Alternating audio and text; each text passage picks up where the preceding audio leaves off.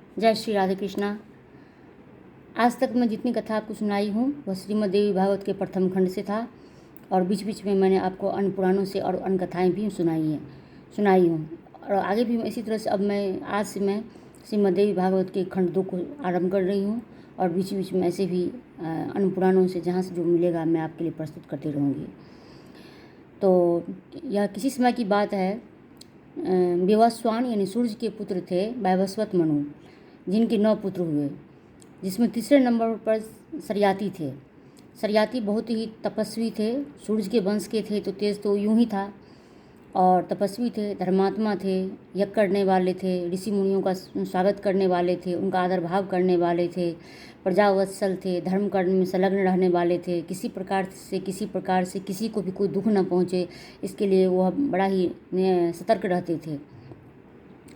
तो उनकी 4000 भार्याएँ थीं और उनसे उनको एक पुत्र था अनार्त, और उन 4000 भार्याओं में सिर्फ एक कन्या थी उनकी, जिनका नाम सुकन्या था।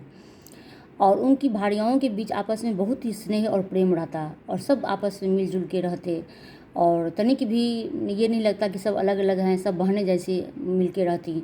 और उन सबके बीच में एक कन्या सुकन्या थी जो सबको माता समान समझती, बहुत ही आदर करने वाली अपनी माताओं की थी, और माताओं भी उनसे बहुत ही स्नेह रखते, सब उस पर अपना प्रेम लुटाते रहते। इस तरह से बहुत सुंदर से उनका समय बीत रहा था। और इस तरह से नगर से बाहर एक सरोवर था। वो सरोवर बहुत ही सुंदर था। उसमें 5 प्रकार के कमल के फूल खिले हुए रहते। उसमें हंस, सारस, जलकाक इत्यादि जितने पक्षी हैं सब उसमें विहार करते और सब प्रसन्न रहते। और उसके चारों तरफ कंदमूल से लदे हुए, विभिन्न फलों से लदे हुए कटहल, केला, जामुन, आम्र और सब विभिन्न प्रकार के फलों से लदे हुए वन लगे हुए थे। दूसरी तरफ विभिन्न पुष्प वाटिकाएँ थी, जिसमें जहाँ जल में कमल के पुष्प थे सरोवर में, वहीं विभिन्न रंगों में गुलाब इत्यादि, जो चंपा, चमेली, कनेर सब लगे हुए थे। और सुगंधित वातावरण था, बहुत सुंदर था, विहार करने योग्य था। और इस तरह से राजा अपने भार्याओं को लेकर, अपनी पुत्री कन्या सुकन्या को लेकर कभी कभी उधर विहार करने चले जाते और आनंद से रहते। और कन्या, जो सुकन्या उनकी पुत्री थी, वह खेलती अपनी सखियों के साथ और बहुत देर तक विहार करते रहते उधर। तो एक समय की बात है, उस वन को निर्जन समझकर च्यवन मुनि वहाँ आए, जो भृगुवंशीय थे। च्यवन मुनि आए तो उन्होंने वहाँ अपना आश्रम बना लिया। वह देवी भागवत में देवी की आराधना में सदैव वो तल्लीन रहते और सदैव उनका ध्यान करते, उन्हीं का नाम जपते, उन्हीं का स्मरण करते, उन्हीं का पूजन करते, उन्हीं की स्तुति गाते, इतना वो तल्लीन रहते। तो कहीं आश्रम में किसी एक वृक्ष के नीचे वह अपना आसन लेके बैठ गए और सदैव इतने वो तल्लीन हो गए देवी आराधना में कि उनके ऊपर में वाल्मीकि जम गया, यानी दीमक का दीवार जम गया, और लग रहा था कि कोई मिट्टी का वहाँ ढेर लगा हो। इस तरह से बहुत दिन बीत गए कि उन्होंने अन्न जल सब ग्रहण करना छोड़ दिया और वहीं सदैव देवी की आराधना में वह वृक्ष के नीचे तल्लीन हो गए और वाल्मीकि बनकर वहाँ बैठे रहे और देवी की आराधना करते रह गए अंतर्मन से।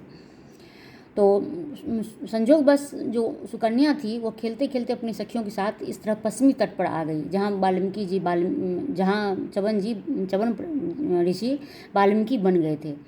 तो उसने कन्या ने उस अद्भुत मिट्टी के ढेर को देखा तो उससे बड़ा ही आश्चर्य हुआ कि ये इस तरह से क्या है। वो बहुत विस्मित हो गई और उसने उसको खुरेदने के लिए कुछ लकड़ी उठाई और उसको मिट्टी को झाड़ना शुरू कर दी। मिट्टी झाड़ते झाड़ते जब गई तो उसको अचानक से दिखा कि कुछ अंदर 2 मोती की तरह कुछ चमक रहे हैं, जिसमें बिजली सी कड़क है और बहुत तेज चमक है उसमें। तो उसने उसको उठा लिया और उसको उस चमक वाली जगह पर में उसको मार दिया।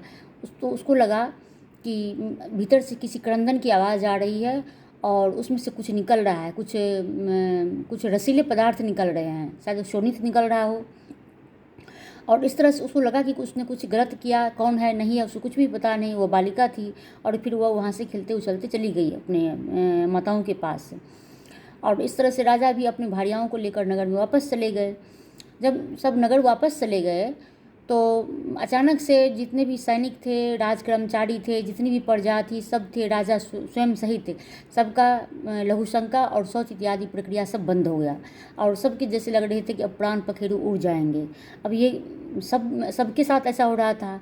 तो राजा बहुत ही धर्मात्मा थे, उन्होंने सोचा कि निश्चित रूप से कहीं ना कहीं हमसे कोई गलती हुई है, कोई त्रुटि हुई है, कहीं कोई किसी का अनादर हुआ है किसी धर्मात्मा का, तभी ये सब हो रहा है, अचानक से क्यों हो रहा है। राजा बड़ा ही कड़क होकर सबसे पूछने लग गए। पूछते पूछते सब ने कहा नहीं ऐसा तो कुछ नहीं है, ऐसा तो कुछ नहीं है, किसी ने कुछ नहीं किया, कोई गलत नहीं हुआ।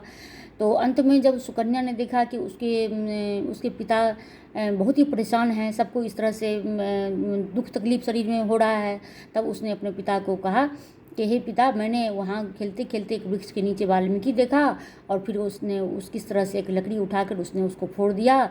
तो फिर तब तो राजा को लगा कि कुछ गलत हुआ। तब राजा पुनः सैनिकों को भेजा, वहाँ गए सब। तो फिर राजा ने दंडवत प्रणाम किया, उस मिट्टी को हटाया गया और उसमें च्यवन ऋषि थे, उनके आँख फूट चुके थे और वो वृद्ध थे, जर्जर थे और बड़ा ही क्रूप देखने में लग रहे थे, लेकिन वो इतने तपस्वी थे कि उनका तेज था वो और सदैव देवी की आराधना करने वाले थे वो। तो राजा ने दंडवत उनको प्रणाम किया, क्षमा याचना की और उन्होंने कहा कि जो गलती हुआ वो तो हमसे अनजाने में गलती हुई और इस कन्या ने की है। तो आप तो ऋषि मुनि तो जो संत महात्मा होते हैं वो तो अल्प क्रोध करने वाले होते हैं। आप हमारे क्रोध को हमको क्षमा कर दीजिए, इस कन्या को क्षमा कर दीजिए और हम आपके लिए क्या कर सकते हैं वो हमें आदेश कीजिए। आपकी सेवा में हम सैनिकों को रखवा देते हैं, वो आपके लिए सब कुछ करेगा, आप जो आज्ञा देंगे वो सब आपकी सेवा में तत्पर हो जाएगा। सब कुछ सुनते रहे च्यवन और शांत रहे। च्यवन शांत थे वैसे, मतलब देवी आराधना करने से या भगवत आराधना करने वाले अंतर मन से भले ही ऊपर से वो कुछ कौतूहलता दिखाए, पर वो अंदर मन से वो शांत ही रहता है, क्योंकि अपना कोई भी तपस्या किया कमाया हुआ, जैसे एक व्यापारी या कोई खाता को चलाने वाला कोई अकाउंटेंट होता है, वो अपना पैसा यूं ही नहीं कहीं जाने देता। इस तरह से जो तपस्वी होते हैं उनका ही बैंक अकाउंट का जो तपस्या से कमाया होता है उनका धर्म, वो भी यूं ही कहीं नहीं जाने देते। वो अंदर मन से वो शांत ही रहता है कि कहीं उसको कहीं मुँह से कुछ गलत ना निकले, किसी का अनिष्ट ना सोच ले, मन से कर्म से वचन से उससे कहीं कुछ गलत ना हो, वो अपने तप को यूं ही नहीं कहीं जाया करता है। तो च्यवन शांत थे, सब सुन रहे थे। तब उन्होंने कहा क्या ये मेरा सब कार्य कर देंगे? अगर आप मुझसे प्रसन्न हैं और आप क्षमा ही चाहते हैं तो आप अपनी कन्या को मुझे दे दीजिए। राजा को न हाँ बोलते बन रहा था न ना बोलते बन रहा था, बड़ा ही विस्मित थे कि अब क्या करें। तो राजा ने पुनः प्रणाम करके वो नगर को वापस चले गए। अब सभी ऋषियों को सबको बुलाया गया, सबसे मंत्रणा की गई कि किस तरह से कन्या को राजा च्यवन को दे देंगे। एक ही कन्या है उनका, वो वृद्ध हैं, जर्जर हैं, उनकी आंख भी नहीं है, वह जर्जर का उनका शरीर है, वह मेरी कन्या को क्या सुख दे पाएंगे। तो इस तरह से नाना प्रकार का विचार, तो ये तो स्वाभाविक है, प्रत्येक मनुष्य के भीतर होता है कि वो अपने कन्या को कहाँ दे, इस पर विचार तो करना ही चाहिए। शास्त्र भी अनुमति देती है कि कन्या को कहाँ देना चाहिए, तो कन्या को वहाँ देना चाहिए। पहले बड़ का पता करना चाहिए, उसके घर का पता करना चाहिए, उसके जड़ का पता करना चाहिए, उसके सगे संबंधियों का पता करना चाहिए, उसके धन का पता करना चाहिए, उसके रूप और गुण का पता करना चाहिए। ये सब लक्षण जब आपको अपने अनुकूल लगे तब वहाँ पर कन्या देने का विचार करना चाहिए, उसके संस्कार को पता करना चाहिए, तब वहाँ पर सब कुछ अनुकूल जानकर कन्या वहाँ देना चाहिए, अन्यथा नहीं देना चाहिए। तो इस तरह से वो पिता थे तो सोच रहे थे, लेकिन फिर सब जितने भी जो सैनिक थे, जो प्रजा थी, सब पीड़ित हो रहे थे। उनको जो बीमारी हो गई थी, जो शौच इत्यादि उनको नहीं हो रहे थे, लघुशंका इत्यादि बंद हो गया था, सब परेशान थे, सब दुखी थे। तो उसका निवारण तो यही एक हो सकता था। तब सब दुखी थे। तब वो कन्या जो थी तो अपने पिता को सांत्वना देते हुए बोली कि हे पिता, आप चिंता न करें, मैं ऋषि की भार्या बनने को तैयार हूँ, आप मुझे उनको दान दे दें और मैं ऋषि के साथ रहूँगी, बड़ी ही खुश रहूँगी। आप तनिक भी चिंता न करें, मैं ऐसे नहीं हूँ, मैं सूर्य वंश की हूँ और आपकी कन्या हूँ।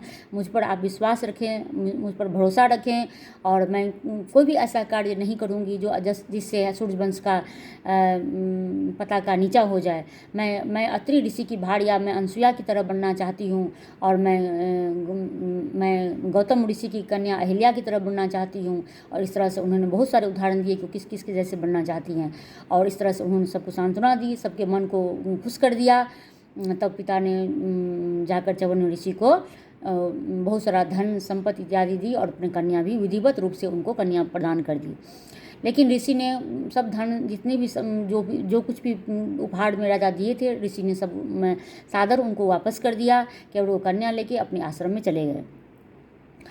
अब ऋषि को तो आँख तो दिखाई नहीं दे रहा था, वो जर्जर थे, उनका कृषकाय उनका शरीर था, वो अपने कार्यों को नित्य कार्यों करने में सक्षम नहीं थे। तो वो कन्या जो थी वह पतिव्रता बन गई। वह तुरंत उसको जैसे लग रहा था कितना बुद्धि और कितना उसके भीतर चेतनता आ गई है। और इससे पूर्व मैं एक बात और बता देती हूँ मैं आपको कि अभी जो जब उनके आँख में लकड़ी लग जाने से उनका आँख जब फूट गया, शोणित जब निकला, और उसके बाद जो बीमारी आई प्रजा में, जो शरियाती के राज में, तो इससे इस बात को मैं यहाँ क्लियर कर देती हूँ कि जो धर्मात्मा लोग होता है ना, उसको कभी भी दुख मत पहुँचाना, प्लीज़। उसको कभी भी दुख नहीं पहुँचाना। वो ये नहीं कहेगा कि मैं धर्मात्मा हूँ, लेकिन वो इष्ट का अगर भक्त है, किसी भी इष्ट को मानता है, अगर उसको चिंतन करता है, वह आपको समझ में आता है थोड़ा बहुत भी अगर कि यह धर्म से जुड़ा है, तो इस धर्म से जुड़े लोगों को के साथ कभी अधर्म नहीं करना और भूल कर भी नहीं करना। अगर हो जाए तो निश्चित रूप से उसे क्षमा मांग लेना, क्योंकि वो बहुत बड़ा हृदय वाला होता है, वो क्षमा कर देगा। वो अपने मुख से कुछ भी नहीं कहेगा। यहाँ च्यवन ऋषि ने किसी को शाप नहीं दिया, वो शांत थे, कुछ नहीं कहा किसी को, और उन्होंने समझाया भी है शरियाती को कि मैं शांत हूँ और मैंने अभी तक किसी को शाप नहीं दिया हूँ। जब वो कन्या मांग रहे हैं तो शरियाती पूछ रहे हैं कि आप हमको शाप न दे दें, तो वो कहा कि नहीं, अभी तक मैं आपको कोई शाप नहीं दिया हूँ, बस आप अपना कन्या दे दें, सब ठीक होगा। तो किसी भी धर्मात्मा मनुष्य को के ऊपर कभी भी कोई अटैक मत करना, मैं हाथ जोड़ कर ये विनती करती हूँ। नहीं तो वो तो कुछ भी नहीं करेगा, वो कुछ भी नहीं कहेगा। उसको पता है कि उसको अपना धर्म नहीं खर्च करना है, उस जगह पर जहाँ खर्च करना होगा वहाँ करेगा, तुम्हारे लिए तो बिल्कुल भी नहीं करेगा। लेकिन जिसका वह भक्त है ना, वो सब देख रहा है, वो तुम्हारे लिए क्या करेगा, तो तुमको ये बात का पता भी नहीं चलेगा कि ये क्यों हो रहा है, कहाँ से हो रहा है, क्यों और क्यों होने लग गया। तो इसलिए सावधान है मनुष्य। अब वापस आश्रम में आती हूँ, तो अब सुकन्या पति सेवा करती, उनके लिए नित्य आसन लगाती, उनके स्नान करने का व्यवस्था करती। शीत होता तो उष्ण जल लाती, और उष्ण होता यानी गर्मी का मौसम होता तो ऋतु होता तो वह शीतल जल लाती सरोवर से, और सब धावन के लिए, शौच इत्यादि के लिए सब व्यवस्था करती। पुनः स्नान करा के ऋषि को आसन देती, उनको नित्य कर्म करने के लिए, नित्य इष्ट का ध्यान करने के लिए सब व्यवस्था करती। फिर उन्हें कंदमूल लेकर जलपान कराती, और पका हुआ कुछ सिद्ध भोजन उनको भोजन कराती। अब पुनः जो कुछ बचता वो करती, और फिर सरोवर से जल भर कर लाती, ऋषि का पैर दबाती, और फिर वह पैर दबाते दबाते वहीं पैर के पास कहीं सो जाती।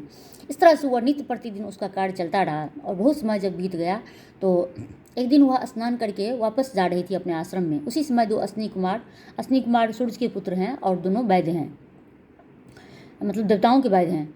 तो अश्विनी कुमार वहाँ से गुजर रहे थे, तो उन्होंने देखा कि इतनी सुंदर ये आश्रम, इतना सुंदर यह पवित्र जगह, यह सरोवर, और यहाँ पर अकेले कहाँ जा रही, इसकी सखी है न कोई, अगर राजकुमारी है तो न कोई मंत्री है, न कोई रक्षापाल है, कोई नहीं है, कहाँ से ये जा रही है, कौन है, किसके है। तो वो नीचे उतरे तो उन्होंने उसको देखा और उन्होंने सब कुछ पूछा और कहा कि हम विवस्वान के पुत्र हैं, अश्विनी कुमार हमें लोग कहते हैं, और तुम कहाँ जा रही हो, आप कहाँ जा रही हो, कहाँ रहती हो, किसकी भारिया हो, और आप हमारी भारिया बन जाओ। हम तो आप मोहित हो गए। इस प्रकार के नाना प्रकार के वह उनको अपना मनोरथ बता रहे हैं।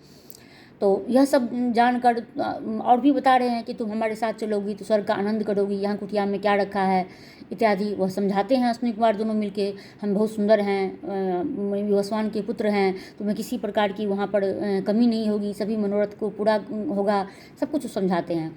तो वह घबरा जाती है तो तब अब क्या करे। तो वो बोलती है कि आप इससे अगर अधिक बोलें तो मैं राजा शरियाती की कन्या हूँ, और च्यवन ऋषि की मैं भारिया हूँ, और मेरे पति देव की आँख नहीं है, और वह बुढ़ापे को प्राप्त हैं, और वह आश्रम में रहते हैं। मैं उन्हीं की सेवा, टहल इत्यादि करती हूँ, और उनकी सेवा में मैं लगी रहती हूँ। तो आप इस तरह से आप मुझे इस तरह से ना देखें, और मैं विवाहिता हूँ, तो आप अगर अधिक कुछ बोलेंगे तो मैं आपको शाप दे दूँगी। और इतना कहकर वो आश्रम की ओर चली जाती है। लेकिन वह अश्विनी कुमार ढीठ हैं, वह समझते हैं ऐसा क्या हो जाएगा। तो पुनः वह दूसरे दिन फिर भी उसको समझाते हैं। फिर वह बताते हैं तो वो कहते हैं कि चलो ठीक है, ऐसा करता हूँ कि तुम्हें अपने पति, अगर मैं तुम्हारे पति को मैं अपने जैसा सुंदर बना दूँगा तो तब तुमको हम तीनों में से किसी एक को पति चुनना होगा। तो वह बोलती है कि ठीक है, मैं अपने पति को पूछ कर ये बात बताऊँगी। तो वो जाती है आश्रम और च्यवन ऋषि को सारा वृत्तांत सुनाती है।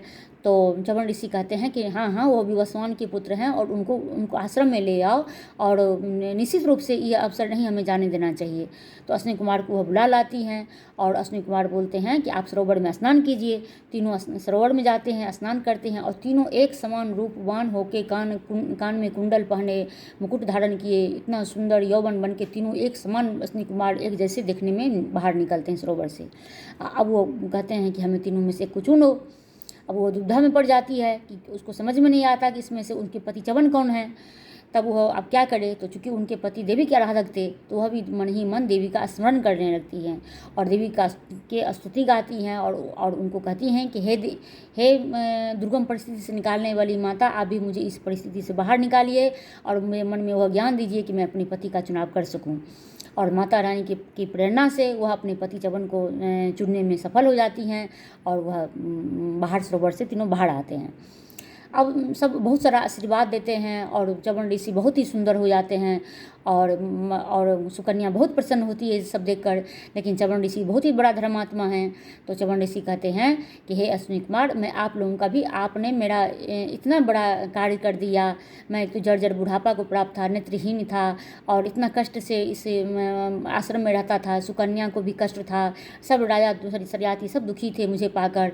तो आपने इतना बड़ा उपकार मेरे ऊपर किया, मेरा जीवन बदल दिया, मेरा सब कुछ बदल दिया। तो इस उपकार के बदले मैं भी आपके लिए कुछ करना चाहता हूँ। तो आपका क्या मनोरथ है जो मैं सिद्ध कर दूँ। तो अश्विनी कुमार कहते हैं कि मनुष्य का यह कर्तव्य बनता है कि अगर कोई उपकार कर दे तो निश्चित रूप से बदले में उसको उपकार कर दे और ऋण से मुक्त हो जाए, नहीं तो मनुष्य के ऊपर इस उपकार का ऋण हो जाता है। तो अश्विनी कुमार कहते हैं कि मैं विवस्वान का पुत्र हूँ और मुझे सभी मनोरथ पिताजी की कृपा से प्राप्त हुआ है, मुझे किसी चीज़ की अभिलाषा नहीं है। लेकिन एक बार इंद्र की सभा में सोमरस पीने के हम दोनों भाई अभिलाषी हैं। इंद्र ने हम लोगों को सोमरस नहीं पीने दिया क्योंकि उन्होंने हमें वैध कहा। तो मैं चाहता हूँ कि हम दोनों को सोमरस पीने का अधिकारी हों हम लोग। तो च्यवन कहते हैं कि ठीक है, ऐसा ही होगा। मैं सरियाती से कहूँगा कि वह यज्ञ करें और यज्ञ में इंद्र भी आएँ, सभी देवता आएंगे और आप दोनों भी आएंगे और मैं अपने हाथों से आपको सोमरस पिलाऊँगा और उसका उत्तराधिकारी बना दूँगा।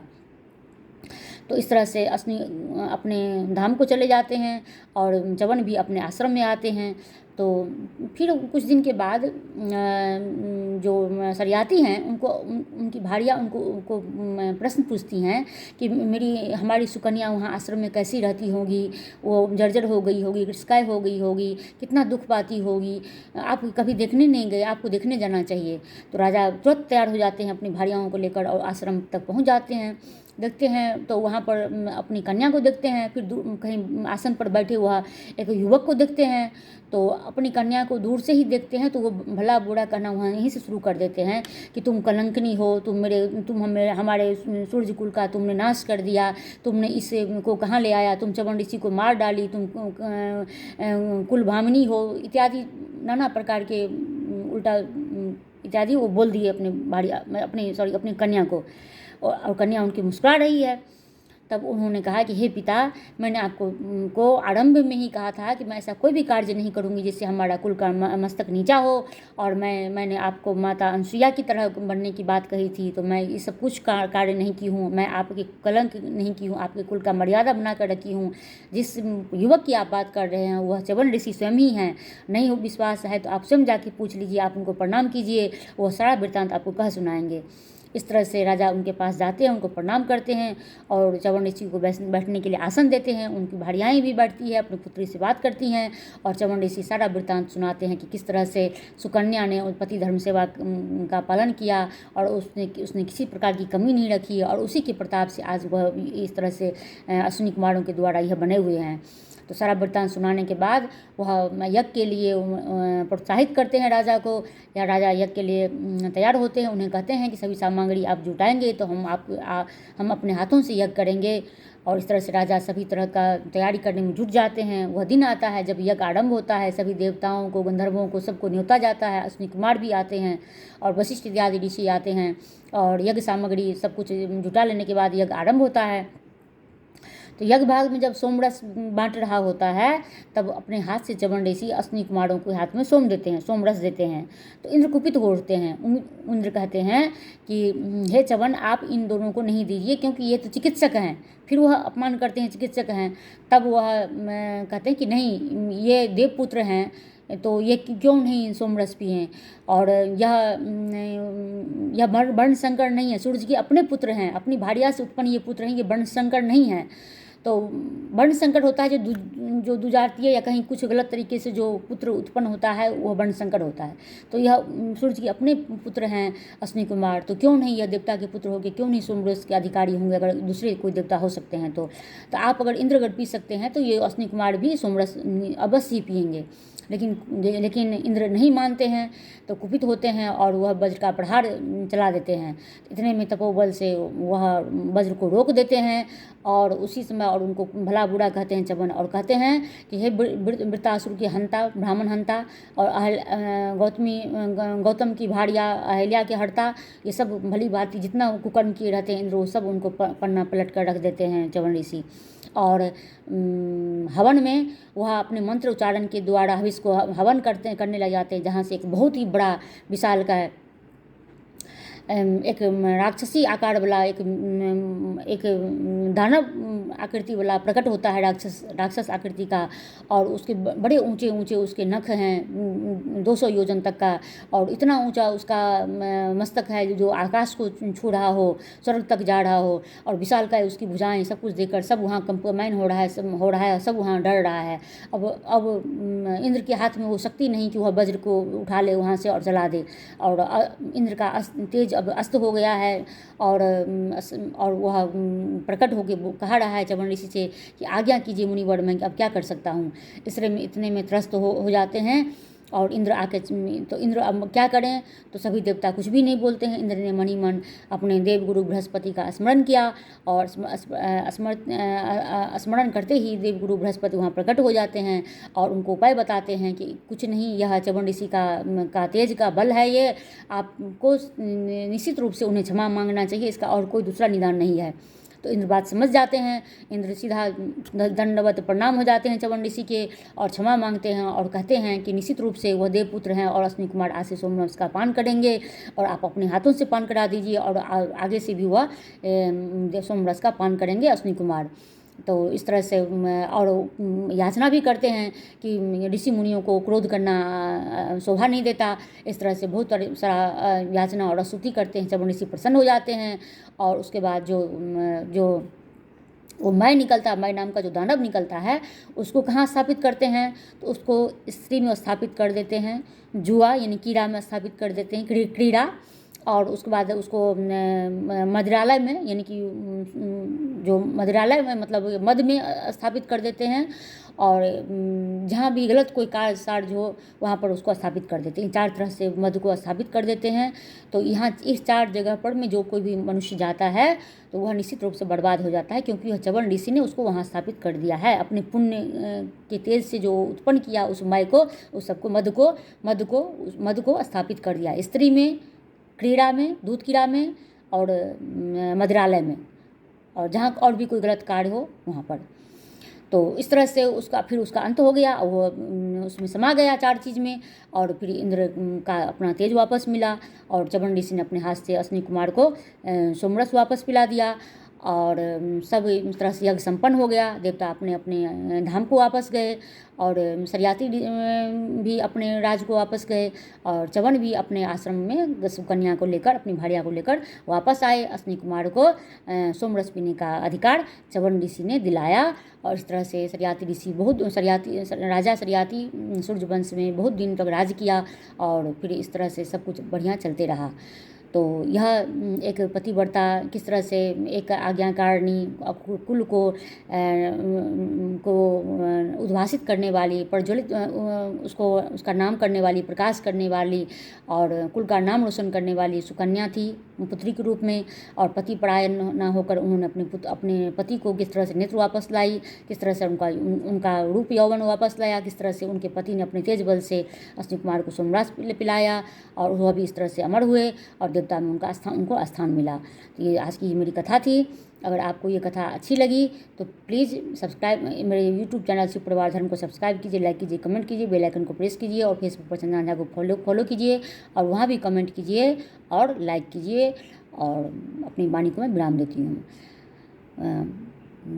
जय माँ दुर्गा, जय भवानी, हर हर महादेव, शिव शिव।